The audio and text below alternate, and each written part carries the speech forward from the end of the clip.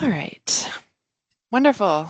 So good to see quite a few of you. I'm going to share my screen for a few minutes to start us off. Um, it's a little slow moving this morning, but I'll get it going properly. So I think most of us have probably joined one of these meetings in the past. I know we have maybe one or two new faces, but we'll go through things. If there's any questions at the end, I'm also happy to stay on the line. But are you seeing my screen? Probably not, eh? You're seeing the, let me just try this one more time, sorry. I think you're not seeing the proper slide. Okay, hopefully that's better.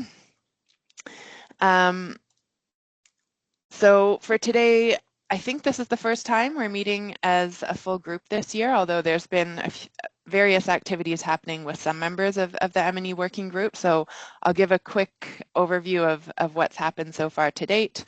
Welcome if anyone on the line was involved in those activities if you have questions, reflections, to just jump in on those.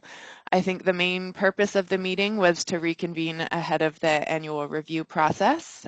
So as you've seen, our usual annual review cutoff date, so to speak, for M&E data that will be rolling up for our reporting purposes is June 5th. So we'll have a bit of a refresher on that, address any questions, and then just a bit of a reminder on what's still coming for the remainder of this year. So I did send a long email with some updates probably last month, but just to give a sense of what different members of the group have been involved in this year. We had our first kind of public-facing stories of change on outcome data published on the CLARE website. So at the link there, if you're interested in seeing those, you can take a look. I think we have 11 or 12 out at the moment, and that's based on last year's annual review. So where outcomes related to changes in policy, relevant to climate adaptation were captured in the M&E and or solutions adopted, and a few cases of capacity strengthening that we develop based more on reports because they're not comprehensively reported at outcome level. We did work with teams to turn those into public-facing stories. So if you're curious about those, you can take a look, and thanks a lot to everyone who's contributed to those since the last annual review. We did have a peer learning session on M&E of capacity strengthening that was jointly done with the capacity strengthening working group and hub. So I shared a readout from that. It was really focused on understanding how projects beyond just the basics that we're collecting in the CLARE M&E framework can think about capturing and articulating the results of their work. If anyone has reflections from that they want to share, feel free to jump in and put your hand up. I'll pause for a minute in case anyone's really keen to comment on that point. And if not, the other thing that we've done, and I see quite a few people here, I think we're involved in those, were the capacity strengthening workshops on outcome harvesting, which Julius ran for us along with the CS Hub and our team. So those took place in March. I think quite a few people joined those virtually, really to get a better sense of how we can use the information we're collecting to articulate the incremental changes we're seeing as that our work is contributing towards. So a few projects are still receiving ongoing mentoring. That was kind of an on-request offer to anyone who was thinking of articulating their project outcomes and wanted some additional or more focused support. I believe there's still some capacity between now and July. So if you are interested in that, feel free to reach out to me and we can connect you with Julius as needed. I'm going to pause again and just see if there's any questions, concerns, reflections on that point before we move along.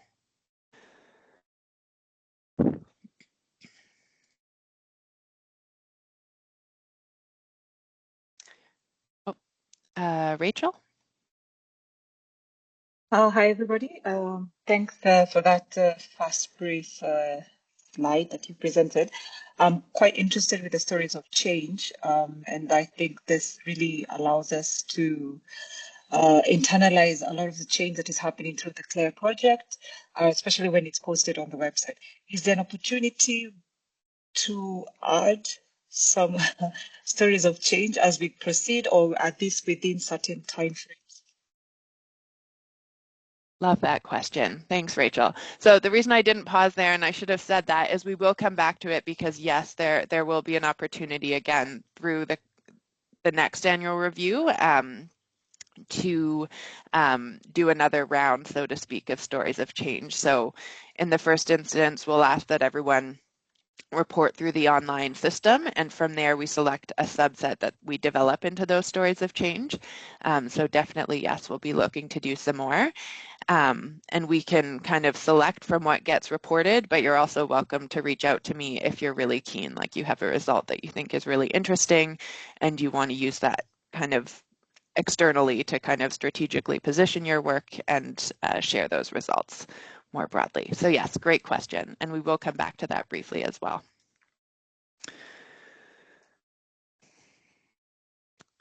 Great. And I guess just final update of what's been happening this year, there is an ongoing additional phase of program evaluation. So some of your project teams have likely been contacted for interviews. Right now they're looking at research quality considered in a multidimensional way. So looking at different dimensions of how the research has been conducted, very much focused on the sphere of control, so to speak, and also doing a deeper dive on capacity of research users, probably an imperfect term, but really thinking about those who might be working with you or who would be putting the research into action. So that work is ongoing with some reporting on those due in June, July, and again, expected to feed into the annual review. So a fair bit happening, although we haven't convened as a whole group since the beginning of this year. I think the last time was in October 2025, really looking at what came out of our last annual review and a bit of a look forward to this year. If there aren't any other questions or reflections from any of that, I think we can move into just kind of preparation for our next milestone, which is the upcoming annual review. But if anyone has a burning thought, I'll give one more second.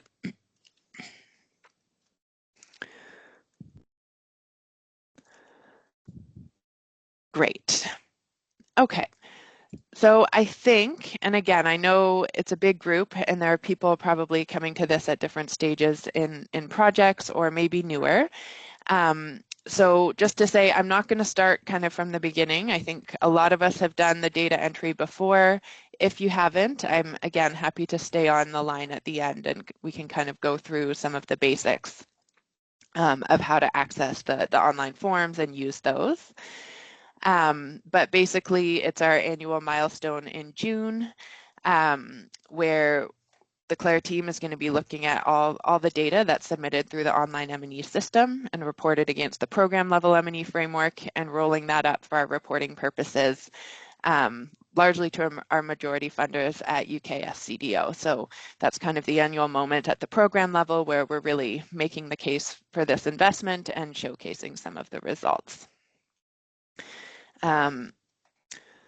So in a nutshell, again, what we're going to be asking you, it's the same things that we're asking you every year to update on. So capacity strengthening activities, engagement and outreach activities still relevant as they're taking place to report. Also looking for solutions tested. So things coming out of your project, those are broadly defined. They can be it's not just kind of hard technological solutions, it can be soft solutions, methods, and approaches, but looking to have some reporting on those that we do roll up. And then at the outcome level in terms of online reporting, we look for cases where you're seeing evidence towards policy influence or change and adoption of those solutions tested. So where you're actually seeing that intended users are making some use of a solution that you've developed through the project. I think those last three are the ones where we had a bit more or it was a little bit less reported last year. It might have been the point in the program, or it might have been that they were newer ones that we were asking to report on, but just to flag those ones for particular attention, especially as we get towards the end of a lot of projects and the overall phase of the program. And a reminder as well, you'll be prompted in those forms to report on the beneficiaries related to those activities. So you can report them, link to those activities, and add to them if there's a need, or if there's just a separate report of beneficiaries that you need to make, there is a form for that as well. So those are kind of the basics at a very high level. In a minute, I think we'll go to some of the questions or gray zones that we saw come up last year. But maybe before we do that, just to get a bit more into the outcome level reporting, as I think this becomes maybe more of a focus as the projects mature as well.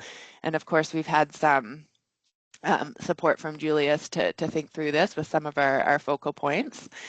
Again, in all of those, in the 2 trackers related to this, which are really on policy change or influence and adoption of solutions, we'll be asking you those kind of standard questions that we saw in the outcome harvesting as well. So what's the change that you saw or is occurring?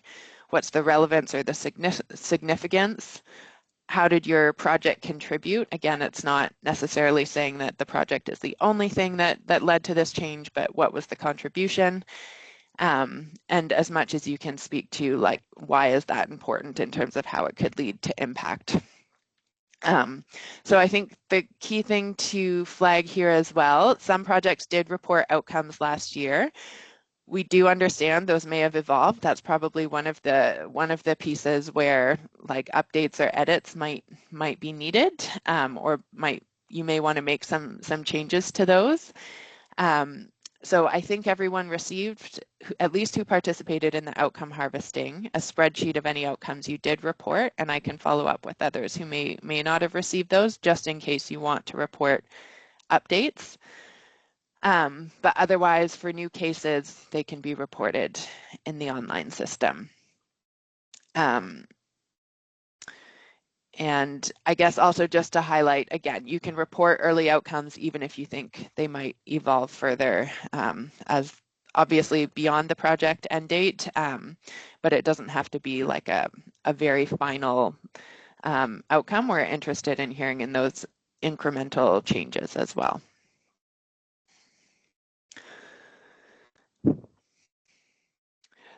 So maybe just one last point before I thought we could go into some of the kind of questions. I have a little exercise we can do just to kind of bring out some of the challenges or questions that came up last year.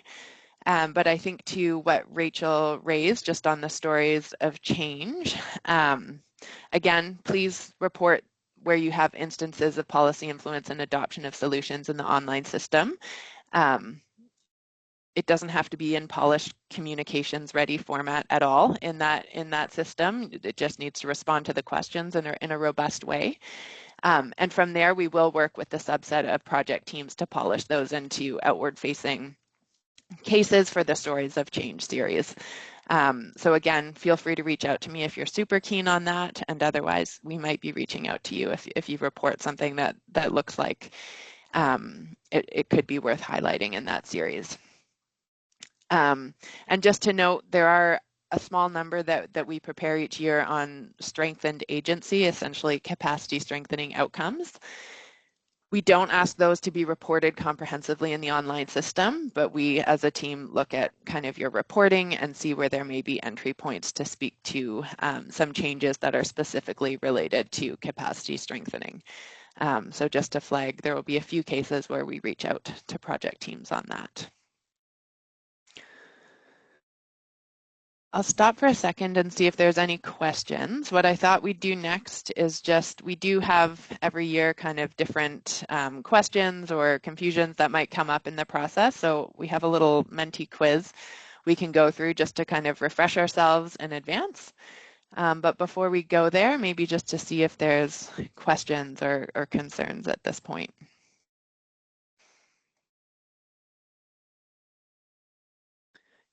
Kirthi, go ahead. Thanks so much, Haley. One of the things that we were discussing in our, so I'm Kirti, I'm from the Clarity project, and we were discussing this case where we wanted to say there's been an influence on one of our kind of partners in one of our project sites. So it's not a case of policy influence, or are we looking at policy influence more broadly to also include influence on private actors and not just policymakers? So that's something that we wanted to check because we are not sure we can already call it an adoption of a solution necessarily. It's more like there's buy-in for an approach that we are working with them on, but it's not like we can evidence them having already adopted a particular part or element of what we're doing, but there's definitely very strong influence. And we thought that if we are able to report that, then I think that might even prompt you to come back to us to work on, for example, a story of change around strengthened agency, because strengthened agency to use research, because this particular partner is definitely showing that. But we were really struggling with where exactly we can put that, because it's more on the lines of buy-in and trust and openness towards using research. So it was a case of private influence rather than policy influence. I'll stop there. Thanks. Great. Thanks, Kirti. Thanks a lot for that. And yes, I realize, because for better or for worse, those two kind of categories of policy influence and adoption of solutions are the things we like count, quote unquote, in a log frame approach. It might be hard to fit every outcome into that. I think it would be good if we connect on like the possibility of a strengthened agency case. A lot of the time we're looking at the reporting to pull out a few because we don't comprehensively count or roll them up. But I do think if it seems promising to you, it's something maybe we can connect on, and that's helpful to have those flagged proactively as well. So really good point. Thank you. I suspect it probably doesn't fit into the online categories of reporting, but maybe we can follow that one up. Thank you for flagging it.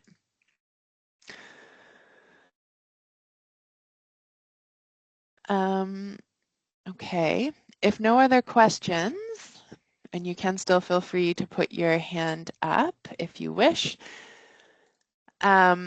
What I thought we would do, instead of my continuing to drone on incessantly about all of the wonderful M&E forms, is we could do a quick Menti quiz just to surface some of the questions that have come up in the past. So to reassure you, someone does look at everything that you enter there. Myself and my colleague Amanda, who I think is on the line, review all of the data that comes in just to make sure it's aligned, watch for things like double reporting, and obviously try to think through what it all means when we roll it up for reporting. So I think this being our third round of going through this, we can flag some of the questions or confusions that might have come up in the past.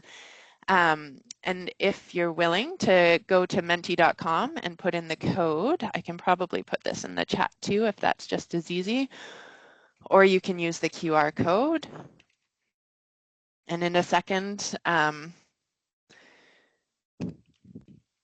we can just go through a few of the questions that tend to come up in this process, or that we see behind the scenes in the review of what's been reported against the CLARE indicators. So I'm going to start a presentation. Let's see.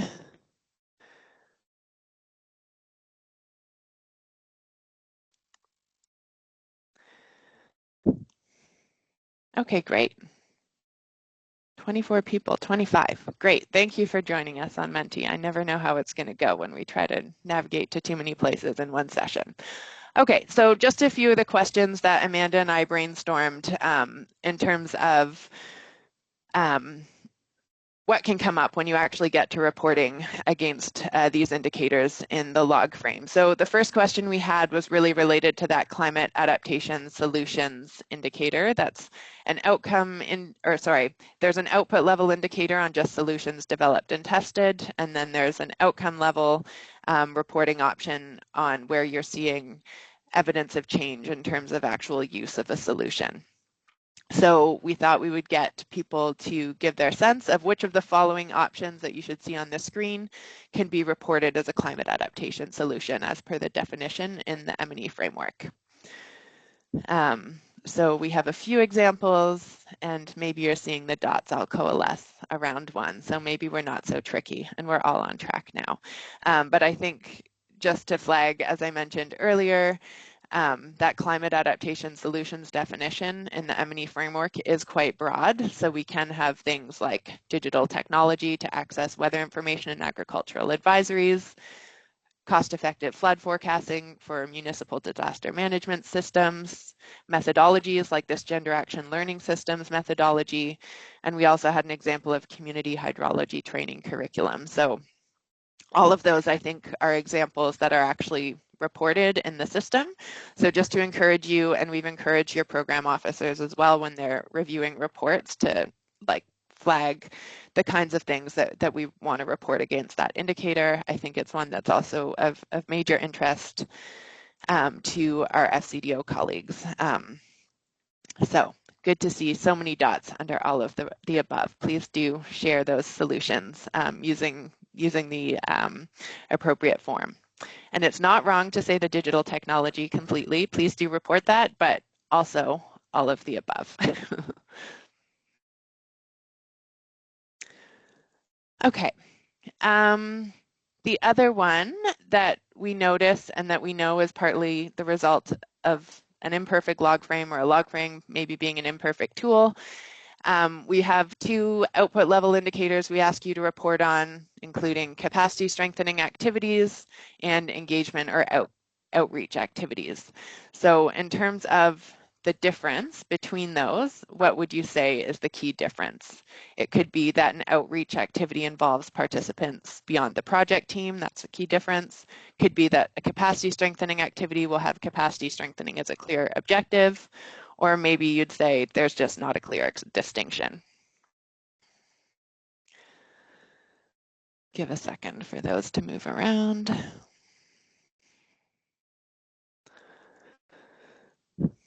Great. All right, so we have 7, and what I'd say is the most correct answer. I'd say that no clear distinction option. I probably shouldn't say this, but in some sense, I can see that it's a gray zone, especially in a program where we do consider also capacity strengthening of, again, research users or beyond kind of those who are just implementing the research. But the main distinction will be that capacity strengthening will be a clear objective if you're reporting it there. Please don't report them in both places, I think is part of the main issue so that we're not double counting. And just to say, the capacity strengthening activities may very well involve participants beyond the project team because a lot of projects are explicitly doing capacity strengthening for research users. So Amanda, I don't know if there's anything you want to add. Amanda's my colleague in Claire team who's been reviewing a lot of the data on these indicators. So if you're there, Amanda, and you want to add anything, please feel free.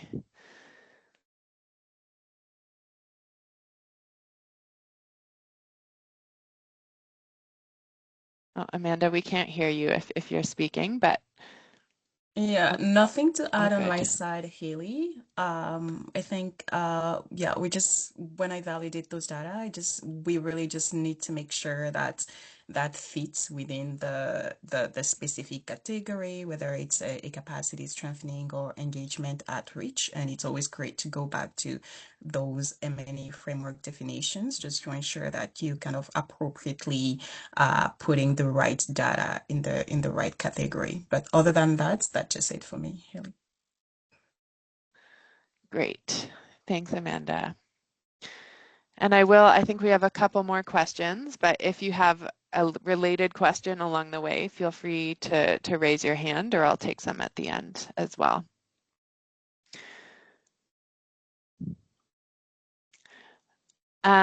Okay, next question. How do you update existing M&E data in the online system, so which uses ODK?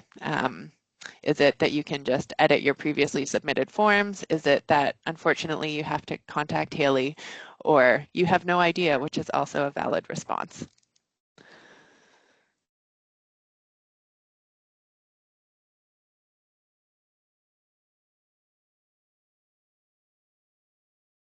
I have no idea is validating for me, so you can feel fine about that answer. At least it's worth spending time addressing it.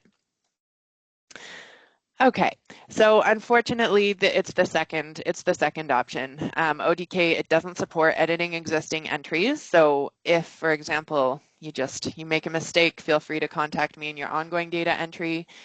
If it's editing something that you entered last year, my sense is that would likely be on outcomes, because again, they can evolve. What I'd suggest is, again, we've shared, I think, with most for the outcome harvesting training, any outcomes that were reported previously, and I'll follow up with anyone who wasn't in that, just to make sure you have it.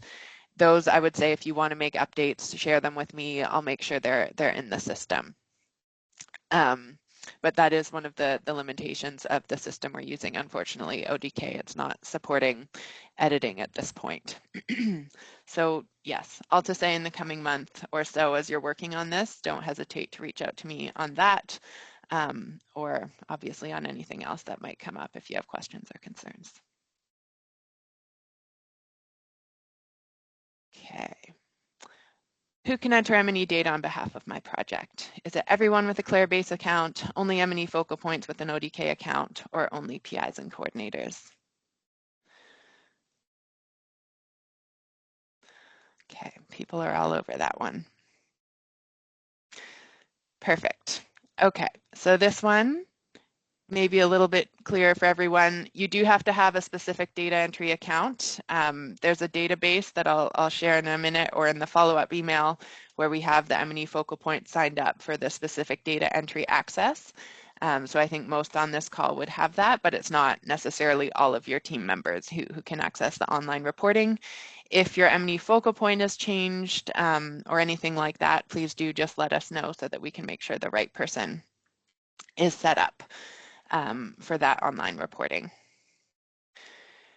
And this is the very final question, which is, what's the easiest entry point for accessing the online M&E forms? Especially if you're newer, this one might be helpful, and I'll screen share in a minute on this one. But is it just log in directly to ODK, go into the Clarebase M&E Center, or you have them all in your favorites or bookmarks, which I might also not argue with, to be honest. Great. Okay, so I think everyone is more or less on the same page with using the M&E Center data input page. Thank you so much for playing this game. I would like to say, if you have questions or concerns on the upcoming reporting deadline, please feel free to raise those. I'm going to go now just to show people. Hopefully you all know where to find this based on what you've done in the past. But if you're accessing Clarebase, it's just at the bottom. If we go to the M&E Center, it's the input M&E data, and you'll have links to all the forms I mentioned. So capacity strengthening activities, outreach, climate solutions for testing and adoption, and then the policy influence tracking. Knowledge brokering is only for use by the RFRI hub, so most projects can ignore that one. And at the bottom, as I was mentioning, if you have beneficiaries to report that aren't clearly linked to an existing activity, you can report those there. And it's not something we have targets or milestones on, but if there are examples of financial contributions that have been leveraged by the project, you can report those as well. So yeah, and only, again, if you click on these links, you have to have ODK access to access the forms. There's a PDF version of most of them if someone else wants to have a look. I'm going to pause there for now and maybe stop sharing, but I thought I would see, are there any questions that people have that didn't come up in that? And I guess B, if you have results you're really excited about sharing and reporting, feel free to share those with the group as well. I think it's motivating to hear about what's coming up in some of the different projects. So opening the floor to any questions or kind of exciting results that you're looking forward to sharing.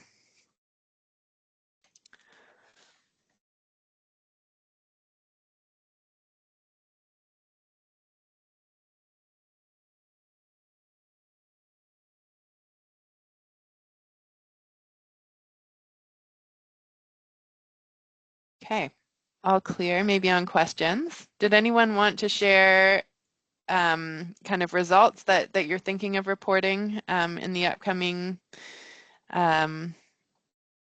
review, or just want to wait and put our heads down until after?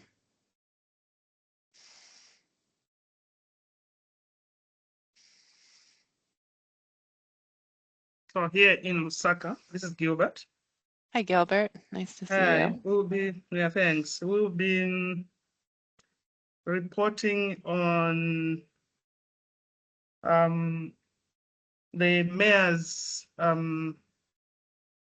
formal acceptance to sign the C40 Nature Accelerator, and all this engagement, that signing process, which was held on Monday this week, has been informed by the Tuwe Pamoja findings and the community's pathways for scaling the NBS to address urban flooding. So that signing process, the actual meeting was influenced by the Tuwe Pamoja, and that's what we want to support. That's like clear change in policy adoption based on the project learning and recommendations. Wow, that's really exciting. I don't know if that aligns with what is expected, but just based on what has been presented, I see that as a clear example. Yeah, that's really exciting, and I think clear links to the policy change. So thank you for sharing that sneak peek. I think it helps us all to think through what kinds of things we might be able to see happening at this point. So yeah, congratulations, Gilbert and Tuwe. Kirthi. Thanks. I just wanted to share about an example that I'd initially not thought was a solution tested. It was about this electronic participatory appraisal with digital tools.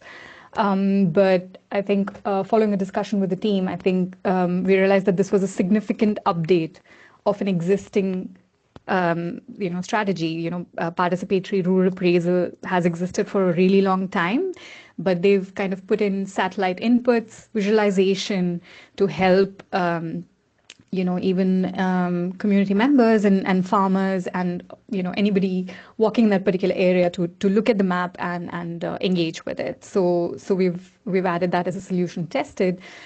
In terms of solutions adopted, there's lots of exciting examples that I'm currently chasing my colleagues to get more details about. But one very exciting piece which is in development is this,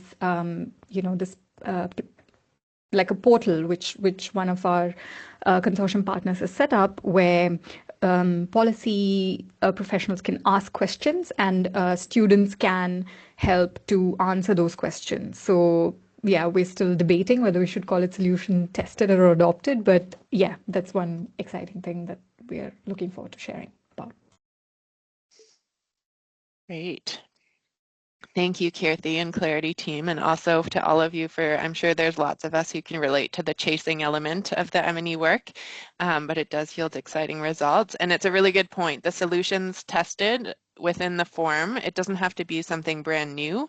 There is a significant update option right in there. So you can clearly say in the form if it's something that's updated significantly rather than brand new. And sounds really exciting on the other one where there may be evidence of use as well. Alice, go ahead. Thanks, Ellie. And I don't have a question. I was just following on from, sorry, I don't have a story to share. I'd like to hear from others, but I was following on from Gilbert because I have a question about that impact that he's speaking about, because there's been a lot of synergy between the Mechanics project and the Tuwe project. Obviously, Gilbert is a core person in both of these projects, but a lot of what we discussed in the Mechanics learning labs supported, I think, and Gilbert can correct me if I'm wrong, this kind of movement towards integrating a nature-based approach into dealing with flooding. And so is it best to just kind of report those synergies in the report, like in the template that we fill out, or is there another way to report those projects or another place to report those kinds of project synergies? Yeah, good question. So I would say decide which project you want to report it under. We're not using this as a like 2A got 3 and mechanics got 1. Like it wouldn't be compared in that way. And there is in every form an option. When you report it, it'll automatically log against whatever project the person's affiliated with. You can select a collaborating project. So I think that would be the easiest way to just tag that. And then if you're describing the contributions, you can also describe, for example, the other project, how there were synergies in that qualitative part as well. Does that make sense? Yeah, I think the question relates more to understand the benefits of those synergies and the kind of project ecosystem, reporting on that as a way, yeah, thinking about impact in that way. So I think that's clear. Thanks. Okay, great. And I think that's also an interesting idea for us to look at when we're also trying to make sense of some of this data. I think we're interested in seeing across the CLARE community where there may be connections or synergies in some of the work. So great to highlight. Blanche, please go ahead.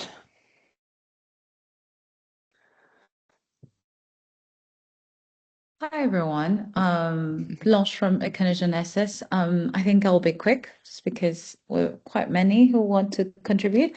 One thing we're very excited to contribute that we'd not initially thought of is just the adoption of some of our numbers. So our household surveys, turns out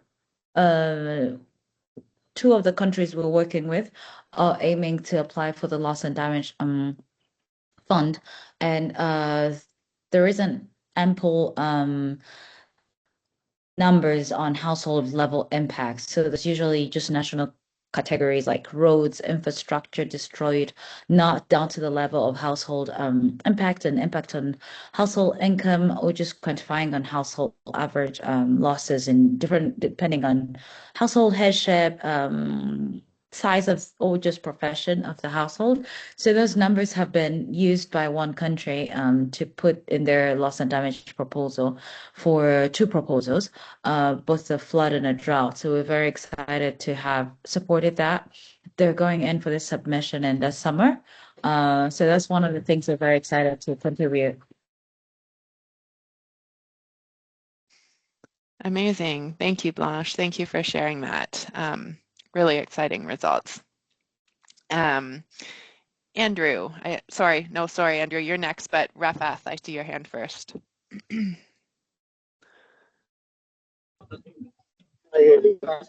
might not be clearly audible as I'm traveling, so just make sure. Can you hear me? Yeah. So I would like to share stories from our projects. We do have a early action working group in Bangladesh, where tidal surge is not recognized as a hazard. Through our project initiatives, we are influencing the early action working group to incorporate tidal surge as a hazard, and luckily we are able to convince them. We are inviting the survey team member to share the progress and the forecasting model and incorporating the tidal surge as a hazard, and also they are jointly inviting for the next forecasting so that the early action working group can also disseminate the information to national level. So this kind of policy level influencing we are able to do at national level where tidal surge is recognized as an hazard. Thank you, Rafath. Thank you for joining on the go and sharing that. Really exciting to hear. And some great stories of change from your group already too. So that's wonderful. I think we have one more. So Andrew, last but not least, go ahead. Thank you, Ellie. This is Andrew from BIMA project in Kenya. So, Ellie, mine is a question. Out of what we are doing in BIMA project, we have been able to get a new project funded by EU. However, the project is starting in the month of next month, actually June. So, is it okay to report that in this reporting period? That's the first part of my question. The second bit is it's a consortium, is a big project, which part of it is directly linked to livestock insurance, what we are doing in Kenya. Another bit is on nutrition done in Ghana, because it's about AI in livestock insurance as well as AI in nutrition in Ghana. So when we are putting the amount, are we putting the amount linked directly to what we are doing in Kenya, or are we going to put the cumulative amount of the whole project? Thank you. Thanks, Andrew. And so this you'd be reporting as a financial contribution leverage through BIMA, right? Yes. Okay, great question. And yes, congrats on that. I know that must be very exciting for the team to have that funding leveraged. So definitely, I would say you can report it in this period if it sounds like it's fairly certain, even if it hasn't started yet. Obviously, our annual cutoff might not align exactly with each project's annual reporting. We recognize that kind of just is what it is. So I think if by June you're fairly certain that, and it sounds like you are from what I've heard on that case, please do. I would ask you to just go ahead and report it, even if in the technical reporting it's maybe mentioned in the next one or something. I would think you can include the value of the full project. Maybe you want to, is it that you're concerned that it's not necessarily in the same geographical area? Is that why you weren't sure? Yes, it's not in the same geographical area, but again, it's an AI project touching on two aspects: livestock insurance and nutrition in Ghana. So it's two kind of research. It's still a research project. It's two kind of research in one project. Okay, so I would say, I mean, whatever, if they're both kind of building on BIMA, I would say you could report it all. If there's like a half of it that's neatly hived off that is more related to BIMA, maybe that's the portion that's more relevant to report. But I think, again, only if it can easily be like split. I think we're interested overall in hearing how you've leveraged that funding. So yeah, I would say you can probably just report the full amount unless you think there's really like one piece of it that's more relevant to BIMA that's clearly distinct. Does that make sense? Yeah, thank you. Yeah. Okay. Peruth. Thank you. I hope I'm audible enough. Yes. Okay, so this is Peruth, who works for Uganda, and I just wanted to also share in terms of tested solutions, just to give a little bit of context. WASFA is delivering weather and agriculture advisory information to beneficiaries via SMS, and most recently voice SMSs. Voice messages. So recent evaluations have indicated a positive uptake of the information, but beneficiaries by most notably is male attitudes towards women's phone ownership and access to information has improved significantly. This is an encouraging shift for us in relation to our baseline findings that indicated negative perception regarding women's ownership of mobile phones. So we thought this would hinder access and use of the information. So yeah, I just wanted to share that. Fantastic. Thank you, Peruth, for sharing.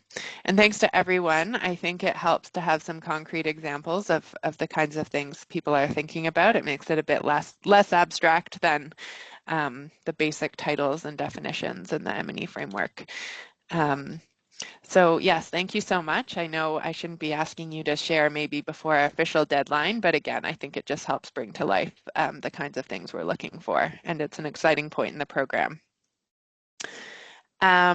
So I don't have a whole lot more, but I thought what I would do is just give a heads up on kind of what's coming next in relation to M&E. So if you give me 1 second to get my screen set up again. Okay. So just to give a sense of the next steps, obviously you can continue to contact me if you have questions or concerns as the data entry cutoff approaches. So again, our deadline this year is June 5th. Please do work with your teams to ensure the data is up to date. We've also looped in the PIs and coordinators so they know that it should be a priority, and all our CLARE POs as well know that this is a priority over the next month or so, and earlier if some started earlier. Again, flagging, we do look at all the data, so Amanda and myself will be very excited to be going through everything. I think if it's already been entered, Amanda's already started to take a look at some of it, and especially throughout the month of June, we'll be taking a look at all the data, rolling it up. If we have any questions about submissions, you might hear from us on those in that period.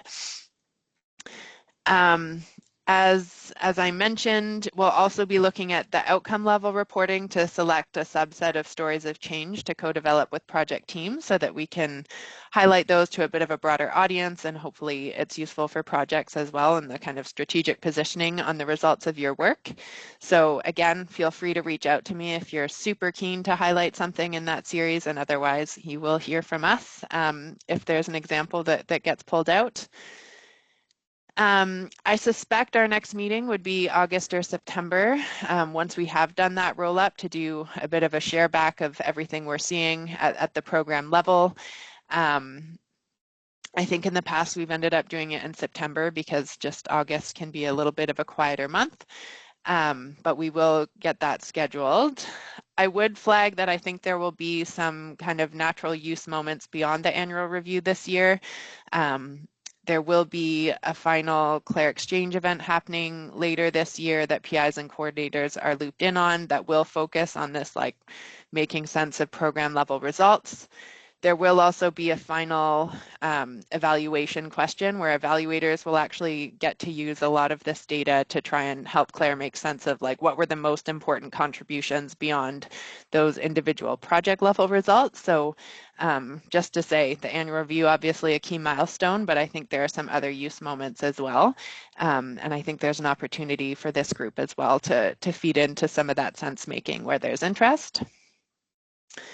And those are the kind of most imminent things. Obviously, there will be a final reporting moment as well. I think a lot of projects are approaching end dates. So a final reporting template was shared with PIs and coordinators. And I think in that we made a specific note to make sure teams are connecting with M&E focal points so that A, there's like a final update of any M&E data that may come in beyond June, and B, projects can also roll up and say a little bit of something about what they contributed against the M&E framework. So I can share the link to that template with the group in my follow-up email. Not imminently important, but a little bit later this year, it's something that would come up. And we will do at the end of the program as well a final report of including any results that may come a little bit later in the year. And I think I've already mentioned the final evaluation question towards the end of the year. We're hoping that will largely draw on the secondary data from the M&E system to really help us make sense and get that external view on what was the program able to contribute overall, as well as a question more specifically focused on gender equality and inclusion. So I think that was it from my side. Maybe one other thing that I should mention is some CLARE colleagues will be participating in a policy influencing workshop at the end of June. I think a couple in the M&E working group are planning to be there. Obviously not everyone, but maybe just one note that it may be useful on any like policy influencing data to connect with whoever on your team is going to that, because they'll be interested in also being able to speak to that. So I think that's been flagged to participants, and I just wanted to mention it to the group as well.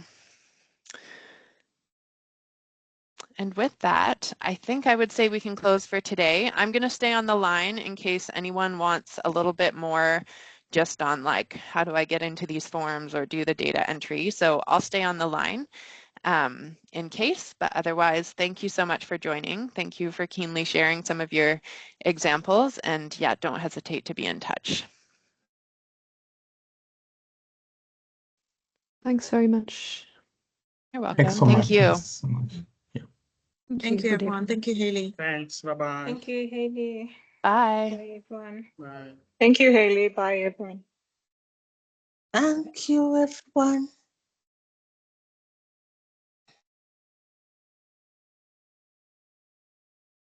Hi, Arno. Is that a hand up?